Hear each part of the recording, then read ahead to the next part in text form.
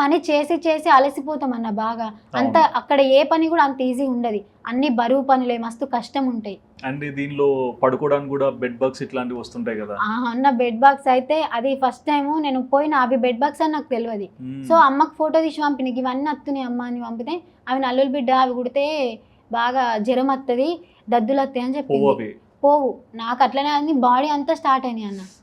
Start అయ్యి 3-4 days అట్లనే అంత మండుడు, దురద, అస్సలు కాలేదు, షిఫ్ట్ కోలేదు నేను.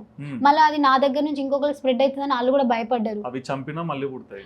చంపినా మళ్ళీ మేము ఆ రూమ్ లో ఉన్న బెడ్ అంతా పడేసి స్ప్రే కొట్టి ఒక 1 వీక్ తర్వాత 1 వీక్ దాకా స్ప్రే కొట్టుకుంటూనే ఉన్నాం. కార్తిక్ అని ఒక తమ్ముడు ఉంటాడు, నాతోనే ఉంటాడు ఎప్పుడు, నన్ను మస్తు సంతక్క లెక్క చూసుకుంటాడు. అదృష్టం అన్న నిజంగా. అంటే అలాంటి అబ్బాయి నా తమ్ముడు అంటే ఇక్కడ మా తమ్ముడు ఎట్లనో అక్కడ అయినట్లా బాగా మంచిగా చూసుకుంటాడు.